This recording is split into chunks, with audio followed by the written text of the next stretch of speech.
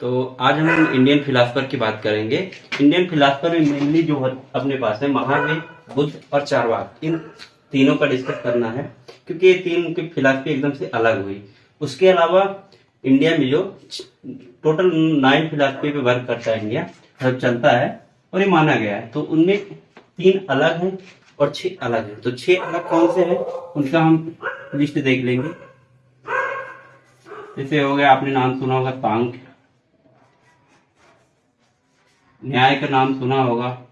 उसके बाद आपका वेदांत सुने हैं आपने, सांख्य, न्याय, वेदांत। एंड उसके बाद क्या होता है, मीमांसा। मीमांसा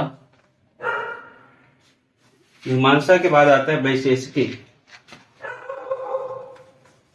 वैशेषिकी तो सांख्य, न्याय, वेदांत, मीमांसा, वैशेषिकी 4 हो गए। 2 और बचे हैं फिलॉसफी, जो एक होता है योग,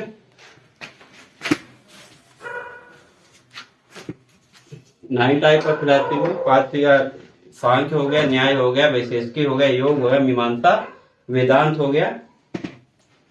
3 3 6, ये आपकी 6 फिलॉसफी हो गई।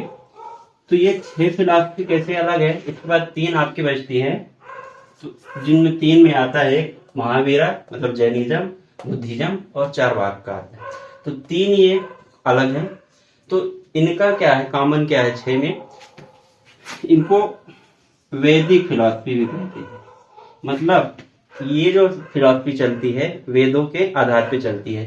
मतलब ये सभी लोग जो है वेदों को मानने वाले हुए। जैसे आपने नाम सुना होगा आस्तिक और नास्तिक। तो ये वेदों को मानने वाले हो गए आस्तिक और वेदों को ना मानने वाले नास्तिक।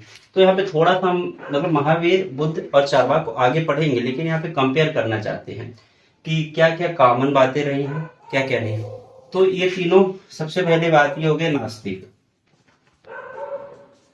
ठीक है, तीनों ठीक चलेगा। इसके बाद फिर आ गया जैसे सोल की बात किया, तो सोल महावीरा ने कहा कि सोल है कि नहीं है, तो सोल पे बोले हाँ है। बुद्धिज्म का क्या था, बुद्धि चारवाक तो सीधे क्रॉस, मतलब सोल मीन्स आत्मा होती ही नहीं, और बुद्धिज्म का मानना था ये भी नहीं होता। मतलब बुद्धा ने भी सोल को नहीं माना। फिर होता है एक साल्वेशन। साल्वेशन मीन्स मोक्ष होता है। तो महावीर और बुद्ध और चारवाक, तो चारवाक में साल्वेशन कोई मतलब ही नहीं। चारवाक ऐसे फिलासफर थे जो मटेरियलिस्टिक जीवन में वो करते थे, मतलब जो यहाँ है वही है, ना मोक्ष है ना कोई आगे की बात है। फिर उसके बाद चारवाक इसमें हो गया कि मतलब ये कुछ भी नहीं मानता है, ना सोल को मानता है, आत्मा को मानता है, ना साल्वेशन को मानता है, कोई मोक्ष नहीं है। नास्तिक, हाँ नास्तिक ये भी है, जब कोई मतलब ही नहीं है, वेदों को भी नहीं मानेगा। और इस एक शब्द और आता है एथिस्ट और अनएथिस्ट। एथिस्ट मीन्स ईश्वरवादी और अनिश्वरवादी मीन्स, इसको ऐसे ही लिखेंगे, ये भी अनिश्वरवादी थे, ये भी अनिश्वरवादी। ये तो था ही नहीं, मतलब थे ही बोले। साल्वेशन हो गया, सोल हो गया। ये हम क्यों आज ये पढ़ रहे हैं कि डिफरेंस कर पाए महावीर, बुद्ध और चारवाक, और इनका इंट्रोडक्शन लिखने में भी हमारा काम आएगा। इसके बाद सोल के बाद साल्वेशन हो गया। इसके बाद रीबर्थ दोनों ने बोला, इनका तो कोई मतलब ही नहीं चारवाक का। फिर रीबर्थ के बाद क्या होता है, जैसे इसमें इन्होंने क्या बोला, निर्वाणा,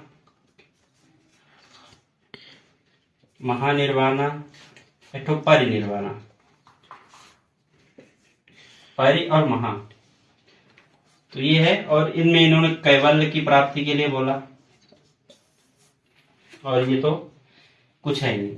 तो कुल मिला के यहाँ से देखिए, महावीर, बौद्ध और चारवाक दर्शन को पढ़ने से पहले हम ये जान लेते हैं कि तीनों लोग अनिश्वरवादी थे, तीनों लोग नास्तिक थे, सोल में, आत्मा में कोई विश्वास नहीं रखते थे, साल्वेशन मोक्ष में रखते थे, और रिबर्थ में बुद्ध और महावीर दोनों रखते थे। क्यों, आगे बताएंगे।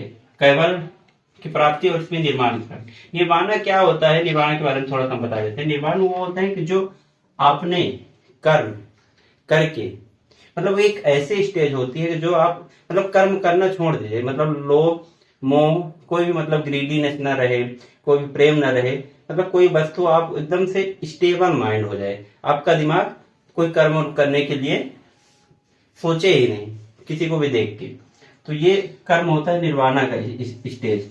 इसमें एक परिनिर्वाणा होता है। तो परिनिर्वाणा में ये होता है कि आपने जो पुराने, ठीक है, आज से आपने कर्म करना बंद किया, निर्वाणा को अटेन कर रहे हैं। और परिनिर्वाण वो होता है कि जो आप पुराने जन्म में अगर किए हैं तो उसका फल आपको मिलेगा, ये है।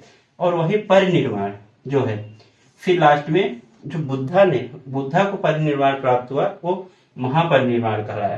तो इस तरह से ये हम डिफरेंस कर पाएंगे। फिर आगे आपको दर्शन में आगे पढ़ेंगे। और ये आपका वैदिक दर्शन हो गया, जिसको आस्तिक बोलते हैं। मतलब आस्तिक और अनिश्वरवादी या एथिस्ट में अंतर आपको स्पष्ट होना चाहिए।